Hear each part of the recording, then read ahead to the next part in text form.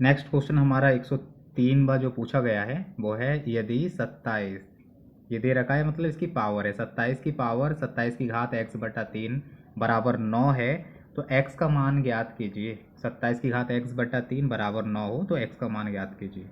कर लेते हैं आराम से। ये हमें दे रखा है 27 की घात x बटा 3 बराबर 9 है, तो इसको हम कैसे लिख सकते हैं? 27 को लिख सकते हैं, 27 होता है 3 का क्यूब, तो 3 की घात 3, इस पे पावर है x बटा 3 बराबर 9 है, तो 3 से ये 3 कट जाएगा तो हमें मिलेगा 3 की घात x बराबर 9 को अगर 3 की घात में लिखें तो 3 की घात हमारा कितना हो जाएगा? 2। अब बेस समान होते हैं तो हमारा घात भी कैसी होगी? समान, तो x का मान हमारा कितना हो जाएगा? 2।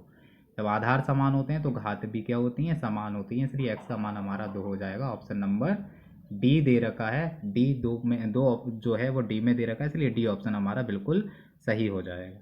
नेक्स्ट क्वेश्चन हमसे पूछा गया था कि एक संख्या को 20% घटाने पर, एक संख्या को 20% घटाने पर वह 168 हो जाती है।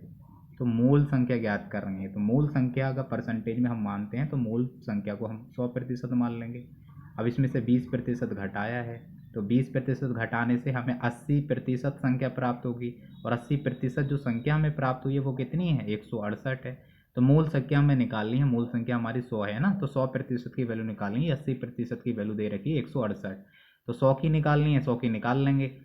80 100 की निकालनी है तो क्या करेंगे? 168 दे रखी है कितने की? 80 सी, तो 80 से डिवाइड करेंगे और 100 की निकालनी है 100 से गुणा करेंगे। ये 0 से 1 0 कैंसिल होगा, 8 एकम 8, 8 दूनी 16, 8 एकम 8, तो हमें मिल जाएगी 21 की जब 10 से गुणा करेंगे तो 210। ऑप्शन किस में दे रखा है?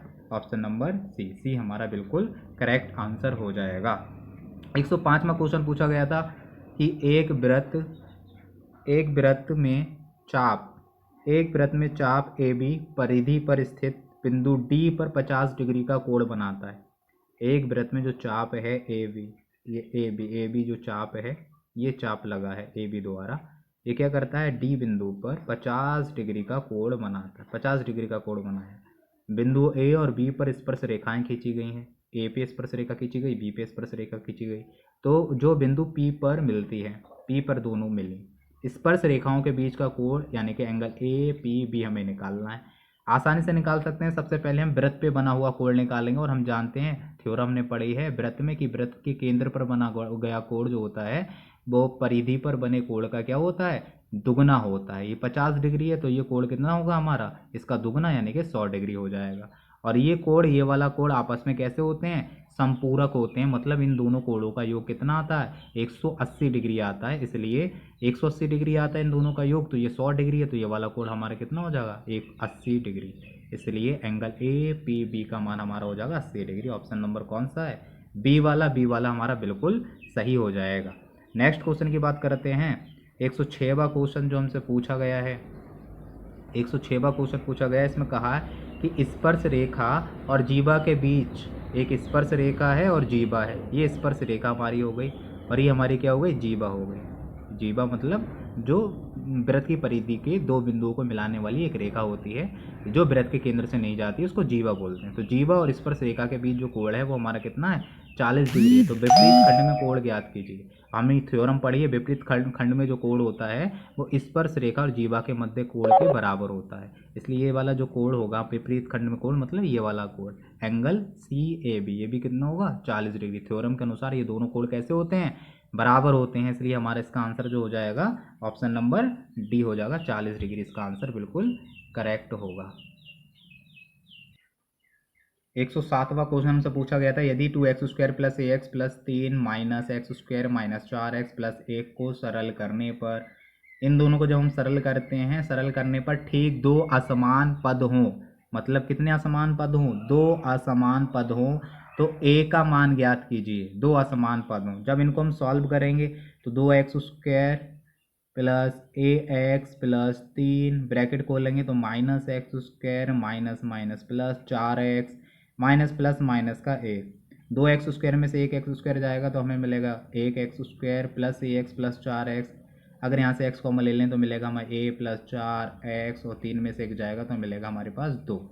हमारे पास क्या है? इसमें कह रहे हैं दो असमान पद हों। यहाँ पे कितने असमान पद आ रहे हैं? 3 असमान पद हैं, यानी कि एक वैल्यू 0 होगी, तभी तो हमारे पास दो असमान पद बचेंगे। अगर हम x की वैल्यू 0 रख देते हैं तो ये भी 0 हो जाएगा, ये भी 0 हो जाएगा, तो हमारे पास खाली 2 बचेगा जो कि एक पद है। लेकिन हमें दो असमान पद बनाने हैं, दो असमान पद बनाने के लिए x तो 0 होगा नहीं, तो ये x का जो कोएफिशिएंट है a+4, इसको जब हम 0 रख देंगे तो हमारे पास ये दो असमान पद बनेंगे। तो जाहिर सी बात है दो असमान पद बनाने के लिए हमें a+4 को 0 रखना है। तो a की वैल्यू हमारे पास कितनी निकल के आ जाएगी, -4। तो ऑप्शन नंबर कौन सा होगा, ऑप्शन नंबर बी बिल्कुल हमारा सही हो जाएगा। आगे 108 क्वेश्चन की तरफ बढ़ते हैं। जो 108 क्वेश्चन हमसे पूछा गया था, 108वां क्वेश्चन पूछा गया है कि वह संख्या ज्ञात कीजिए जिसमें 728 जोड़ने पर प्राप्त संख्या एक पूर्ण घन बन जाए, जिसका घनमूल मूल संख्या के घनमूल से कितना अधिक हो। जिसका घनमूल जो हो वो मूल संख्या मतलब पहले वाली संख्या के घनमूल से 2 अधिक हो। ठीक है, चलो जोड़ते हैं। 728 343 में जब 728 हम जोड़ेंगे, पहला ऑप्शन की हेल्प से इसको हम सॉल्व करेंगे।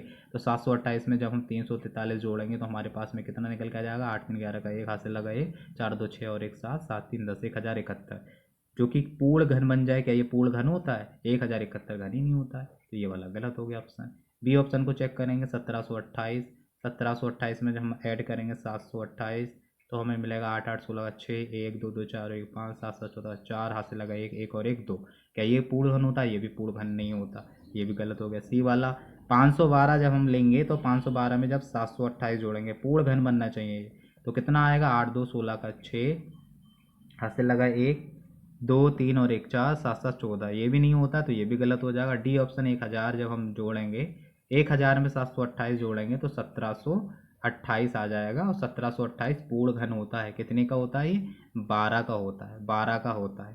तो ये मूल संख्या क्या ली थी, मूल संख्या का अगर हम घनमूल निकालें, मूल संख्या हमने 1000 ली है, इसका जब घनमूल निकालेंगे तो कितना आएगा, ये 10 निकल के आएगा, और ये 10 से ही तो ये कितना ज़्यादा है, 2 ही तो ज़्यादा है। ये तो बोलना है घनमूल से 2 अधिक हो, तो घनमूल से 2 ही तो ये अधिक है, उतने का घन बना है। तो ऑप्शन नंबर हमारा कौन सा होगा, डी वाला बिल्कुल सही हो जाएगा। अब आगे हम बढ़ते हैं। इसे इस तरह से हमें सॉल्व करना, ऑप्शन की मदद से सॉल्व करेंगे। वैसे जब समीकरण बना के सॉल्व करेंगे बड़ा लंबा चला जाएगा, तो ऑप्शन से फटाफट हमें चेक करते हुए आगे बढ़ना है। आगे 109वां क्वेश्चन की तरफ चलते हैं। 109वां क्वेश्चन पूछा गया था कि एक वृत्ताकार मैदान की त्रिज्या 14 मीटर है, इसके चारों ओर बाहर की ओर 7 मीटर चौड़ाई का एक समान पथ बनाया गया। इसके चारों ओर मतलब इसके बाहर 7 मीटर और चौड़ाई का एक समान पथ बनाया गया, मतलब वो भी वृत्ताकार पथ बनाया गया। तो पथ का क्षेत्रफल ज्ञात कीजिए। हमें एरिया निकालना है, क्षेत्रफल निकालना है। डायग्राम बनाए तो कुछ इस तरह से होगा। वृत्ताकार मैदान की त्रिज्या 14 मीटर है। तो अगर हम वृत्ताकार मैदान बनाएं, ये हमारा वृत्ताकार मैदान बन गया। इसकी जो ये इसका सेंटर हो जाएगा, केंद्र जिसको वो कह दे रहे हैं, और इसकी ये जो त्रिज्या है वो हमारी OA कितनी है, 14 मीटर है। अब इसके चारों ओर हमने क्या किया, एक 7 मीटर, यहाँ से हमने 7 मीटर एक और डिस्टेंस ले करके, 7 मीटर डिस्टेंस ले करके, चौड़ाई ले करके सेम पथ बनाया। सेम पथ मतलब ठीक इसी तरह से वृत्ताकार पथ बनाया। ठीक इसी तरह से वृत्ताकार पथ ये हमने बनाया। इस पूरे वृत्ताकार पथ जो बना है इसका हमें क्षेत्रफल निकालना है। तो इसका एरिया हमें चाहिए, ये एरिया हमें निकालना है, ये सवाल कह रहा है। तो एरिया निकालने इसका आराम से बड़ा वाला एक त्रिभुज बड़ा वाला वृत्त बना, तो बड़े वाले वृत्त के क्षेत्रफल में से छोटा वाला वृत्त का क्षेत्रफल घटा देंगे तो हमारे पास में इसके बीच का ही क्षेत्रफल आएगा। तो बड़े वाले की जब हम रेडियस कहेंगे तो यहाँ से यहाँ तक अब इसकी पूरी रेडियस कितनी हो गई है बड़े वाले की, छोटे वाले को हम स्मॉल आर से कह देंगे, स्मॉल आर त्रिज्या हो गई, और बड़े वाले की जो त्रिज्या होगी रेडियस वो कैपिटल आर कितनी हो जाएगी, 14 7 21 हो जाएगी। तो अब जब हम बीच वाले का क्षेत्रफल निकालेंगे तो वो होगा pi capital R square and बड़े वाले वृत्त का क्षेत्रफल माइनस छोटे वाले वृत्त का क्षेत्रफल, तो बराबर हो जाएगा, पाई कॉमन आ रहा है ले लेंगे, आर स्क्वायर है, तो आर कितना है हमारे पास में 14, ये 14 का स्क्वायर हो जाएगा माइनस का स्मॉल आर स्क्वायर बचेगा। स्मॉल आर कितना है हमारे पास में, सॉरी कैपिटल आर हमारे पास 21 है, तो ये 21 का होगा स्क्वायर, और स्मॉल आर हमारे पास में कितना है, स्मॉल आर है हमारे पास में 14, तो ये हो जाएगा। पाई का मान हमें कितना लगाना दे रखा है, 22/7 यूज करना, तो 22/7 लगा देंगे। ये ए स्क्वायर माइनस बी स्क्वायर वाला फॉर्मूला लग गया। क्या होता है, ए प्लस बी इंटू ए माइनस बी, ये फॉर्मूला लगाएंगे तो हमें मिलेगा 22/7 गुणा 21 और 14 हमारे पास में हो जाएंगे 35, और गुणा 21 में 14 माइनस करेंगे तो हमारे पास बचेंगे 7। 7 से 7 कैंसिल हो जाएगा।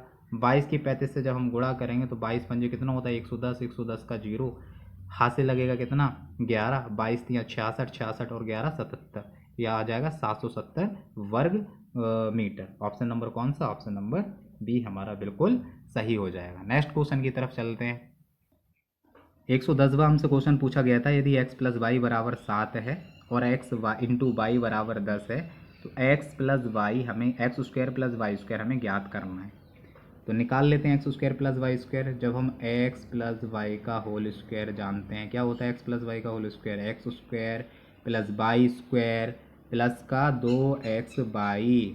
तो एक्स प्लस वाई है 7, 7 का स्क्वायर 49 हो जाएगा, बराबर x square plus y square की वैल्यू निकालनी है, प्लस 2xy कितना? एक्स वाई हमारा 10 है, 2 से गुणा करके ये 20 हो गया। तो x square plus y square की वैल्यू हमारे पास में कितनी निकल करके आ गई? 20 घटा देंगे तो निकल के आ जाएगा 29। तो ये आंसर हो गया ऑप्शन नंबर कौन सा दे रखा है? ऑप्शन नंबर बी, 29 हमारा बिल्कुल सही आंसर होगा। दूसरे तरीके से भी हम इसको कर सकते थे। दूसरा तरीका क्या हो सकता था हमारा? वही वैल्यू पुटिंग करके, मान रख करके। ऐसे हमें दो मान एक्स और वाई के देखने हैं जो इसको भी संतुष्ट करते हो, इसको भी संतुष्ट करते हो, दोनों को संतुष्ट करते हो, तो इसका मान आसानी से हम निकाल लेंगे। मुझे दो मान यहाँ पे मिल रहे हैं, 10 तभी बनेगा जब यहाँ पे मैं एक्स की वैल्यू 2 ले लूँ और वाई की वैल्यू 5 ले लूँ। इनकी गुणा कर दूंगा तो मुझे क्या मिल जाएगा? 10 मिल जाएगा। और इन दोनों को जब मैं जोड़ दूंगा तो मुझे क्या मिल रहा है? 7 भी मिल रहा है। तो एक्स की वैल्यू मैंने 2 ली है, वाई की वैल्यू मैंने 5 ली है, दोनों को सेटिस्फाई कर रहा है। अब इसको हम निकाल सकते हैं। एक्स की वैल्यू 2 तो 2 का स्क्वायर 4 प्लस वाई की वैल्यू 5, 5 का स्क्वायर 25, तो ये हमारे पास में कितना आ जाएगा? 29। तो ऐसा ना करना चाहें तो हम वैल्यू पुट करके, मान रख करके, संतुष्ट करके भी चीज़ें निकाल सकते हैं। अब हम बढ़ेंगे आगे। 111 नंबर क्वेश्चन जो हमसे पूछा गया था, क्वेश्चन नंबर 111 पूछा गया था कि दो संख्याओं का अनुपात 2:3 है। दो संख्याएं हैं 2:3 के अनुपात में हैं, उनका एचसीएफ 8 है, तो उनका एलसीएम ज्ञात करना है। अनुपात में दे रखी हूँ तो पहली संख्या हमारी कितनी हो सकती है? पहली संख्या को हम x से मल्टीप्लाई कर लें तो पहली संख्या 2x हो सकती है, और दूसरी संख्या हमारी कितनी हो सकती है? 3x हो सकती है। तो इनका अनुपात दे रखा है तो 2x और 3x हो सकती है। x दोनों में क्या आ जाएगा? कॉमन। और एचसीएफ हमारा 8 है, तो जो दोनों में कॉमन होता है वही तो हमारा एचसीएफ होता है। इसका मतलब x की वैल्यू हमारे पास में कितनी होगी? x की वैल्यू हमारे पास में होगी 8। तो ये जो हमें मिलेगी पहली संख्या 2x यानी कि 8 से गुणा करके 16 हो जाएगी, और जो दूसरी संख्या मिलेगी वो हमारे पास में 24 हो जाएगी। तो हम उनका एलसीएम ज्ञात करना है। हमें पता होता है कि इसको हम पहली संख्या को a से डिनोट कर सकते हैं और दूसरी संख्या को b से डिनोट करते हैं। तो दोनों संख्याओं का गुणनफल बराबर होता है एलसीएम गुणा एचसीएफ। तो दोनों संख्याओं का गुणनफल है हमारे पास में 16 गुणा 24। एचसीएफ से भाग कर दो, एचसीएफ कितना दे रखा? 8। तो हमारे पास में क्या बचेगा? एलसीएम, यही तो निकालना है। तो 8 दूनी कितना होता है? 16।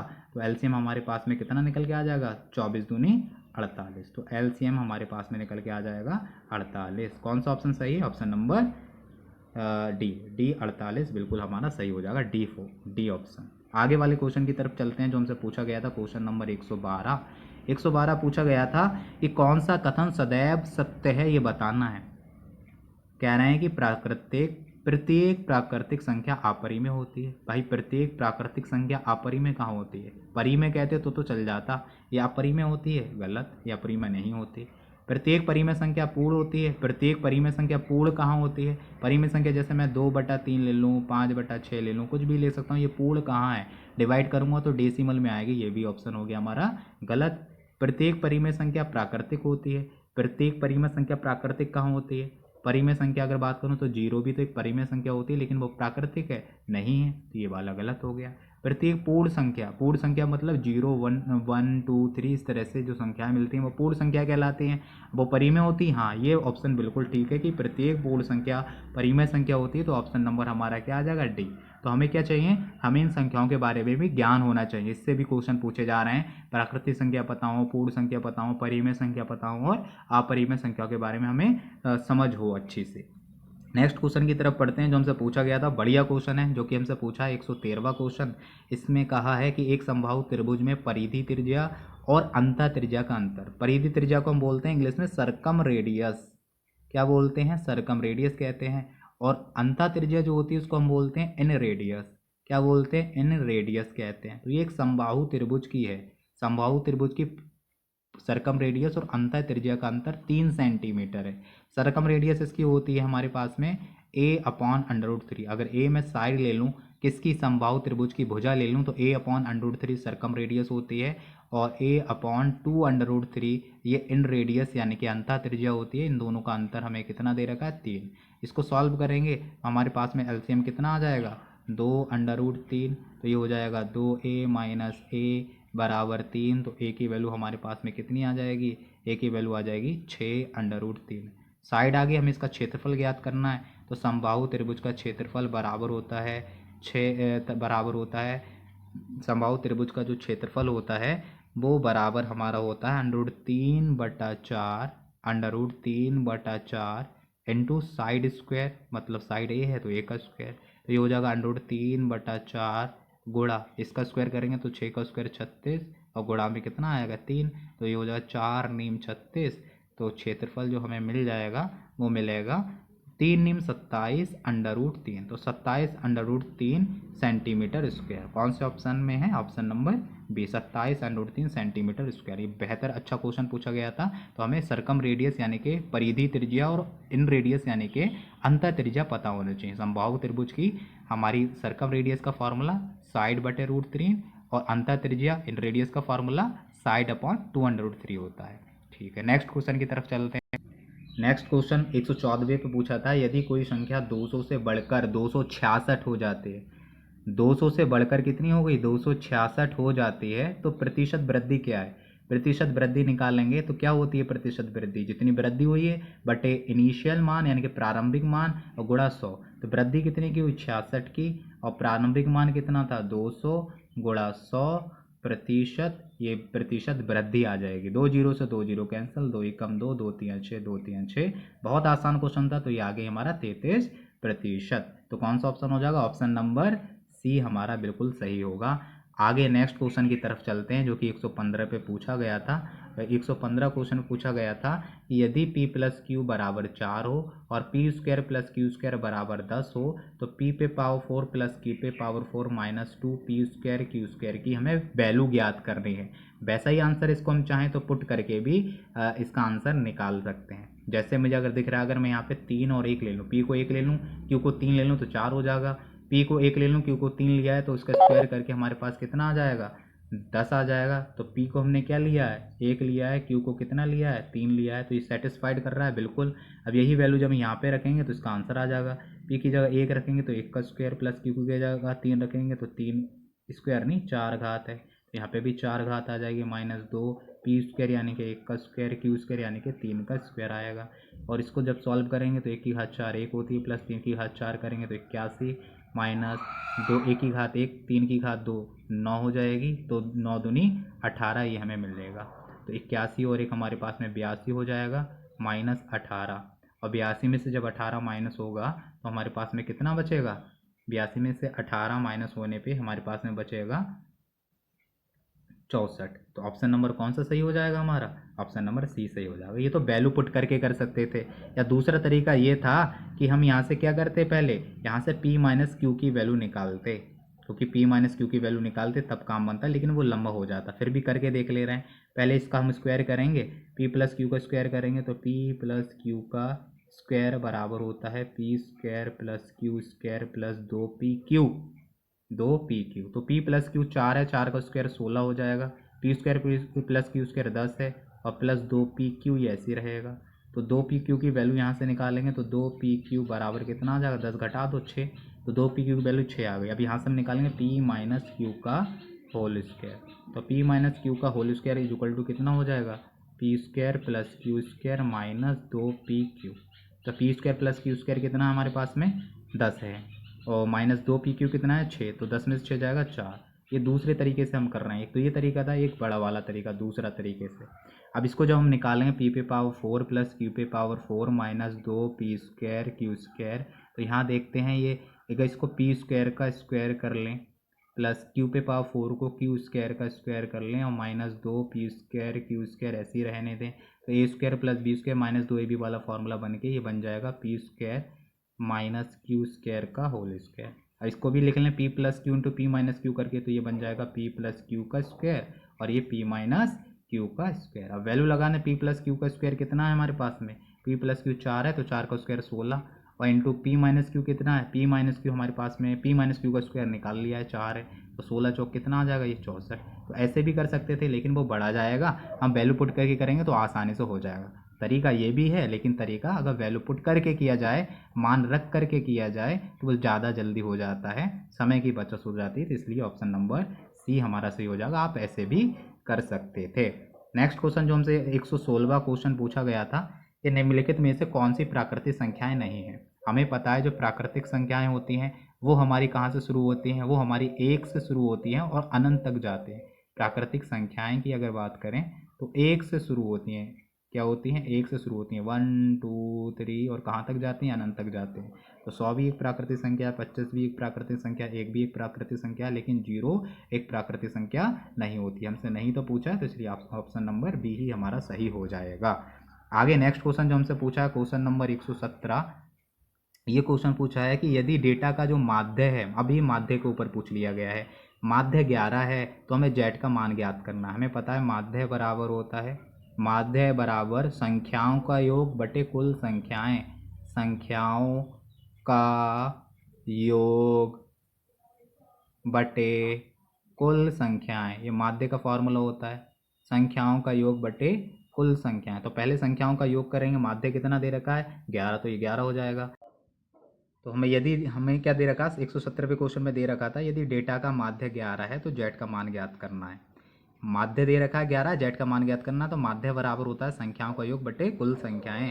तो पहले हम इनका योग निकालेंगे, तो योग करने पे ये हमारा कितना हो जाएगा, 20 और 15, 20 15 35, 6 41, 9 50, 6 56, 56 और 7 63, 10 73, 73 और 1 74, 74 और 20 हमारे कितने हो जाएंगे 94, 94 और 3 97। तो 97 बटे कुल संख्या कितनी है, और 97 प्लस जेड भी तो रह गया, तो प्लस जेड रहेगा, 97 प्लस जेड हो गया। कुल संख्या कितनी है, 1 2 3 4 5 6 7 8 9, 9 हो जाएंगी। तो ये हो जाएगा हमारे पास में 11 निम्मा 99 बराबर 97 प्लस जेड। तो इट इम्प्लाई जेड की वैल्यू हमारे पास में कितनी आ जाएगी, 99 97 गया तो 2 आ जाएगी। ऑप्शन नंबर हमारा हो जाएगा बी, बिल्कुल सही। नेक्स्ट क्वेश्चन की तरफ चल। नेक्स्ट क्वेश्चन है कि एक स्पर्श रेखा वृत्त को ए पर स्पर्श करती है, यदि ओ केंद्र है तो ओ ए और स्पर्श रेखा के बीच ज्ञात कीजिए। हम जानते हैं ओ ए और स्पर्श रेखा के बीच क्या होता है, वृत्त की त्रिज्या वृत्त की स्पर्श रेखा पे क्या होती है। एक स्पर्श रेखा वृत्त को ए पर स्पर्श करती है, यदि ओ केंद्र है तो ओ ए और स्पर्श रेखा के बीच ज्ञात करना है। हमें पता है वृत्त की त्रिज्या स्पर्श रेखा पे क्या होती है, लंबवत होती है, परपेंडिकुलर होती है, इसलिए यहाँ पे जो एंगल बनेगा वो 90 डिग्री बनेगा। ऑप्शन नंबर सी हमारा सही होगा। नेक्स्ट क्वेश्चन की तरफ पढ़ते हैं जो हमसे 119 में पूछा गया था। 119वां कि 6 सेंटीमीटर भुजा वाले घन को सभी सतहों पर रंगा जाता है और फिर उसे 2 सेंटीमीटर भुजा वाले छोटे घनों में काटा जाता है। ऐसे छोटे घनों की संख्या ज्ञात कीजिए जिनकी ठीक 2 सतह रंगी हो। ठीक 2 सतह रंगी हो, उसके लिए हमारा फार्मूला होता है 12 12, क्योंकि 12 किनारे होते हैं, 12 गुणा n-2 होता है। n क्या होते हैं, प्रति किनारे की संख्या होती है, प्रति किनारे कितना भाग आएगा छोटे वाले घन का वो होता है। हमें पता है 6 सेंटीमीटर एक किनारा होगा घन का, इसमें 2 सेंटीमीटर का आएगा तो कितने भाग बनेंगे इसके, तो एन जो होगा वो कितने भाग बनेंगे, तो 6 टोटल है, और छोटी भुजा वाले 2 सेंटीमीटर के हमारे घन बनेंगे, तो 6/2 कितने तरह के पार्ट बनेंगे उसमें, एक किनारे में तो 3 पार्ट बनेंगे। यहाँ पे रख के हम क्या निकाल सकते हैं, इस फार्मूले से अपना, इस फार्मूले से निकाल सकते हैं ऐसे छोटे घनों की संख्या जिनकी 2 सतह रंगी हो। तो 12 गुणा n की जगह 3 - 2 बराबर 12 गुणा 3 में से 2 गया 1, तो 12 एकम 12। ऑप्शन नंबर बी हमारा बिल्कुल इसमें सही होगा। नेक्स्ट क्वेश्चन जो हमसे पूछा गया था, ये बहुलक के ऊपर पूछा गया है कि एक गेंदबाज ने विकेट लिए हैं 0 3 2 1 5 3 4 5 5 2 2 0 0 1 2। तो इसका बहुलक ज्ञात करना है। बहुलक क्या होता है, बहुलक वो होता है जो सबसे ज़्यादा बार आया है। तो देखो कौन सा नंबर सबसे ज़्यादा बार आया है, 0 1 बार 2 बार 3 बार आया है, 3 1 बार आया है, 2 1 बार 2 बार 3 बार, 4 बार 2 आया है, और देखते हैं और ज़्यादा बार 5 3 बार आया, तो मैक्सिमम जो आया है वो 2 आया 4 बार, इसलिए इसका बहुलक जो होगा वो सी यानी कि 2, इसका आंसर बिल्कुल ठीक होगा। उम्मीद है आपको आगे जाके के मेहनत मतलब समझ में आया होगा और आगे आपको हेल्प भी करेगा। अगर इसमें कोई भी डाउट आपको लगता हो तो कमेंट बॉक्स में ज़रूर कमेंट करें। धन्यवाद।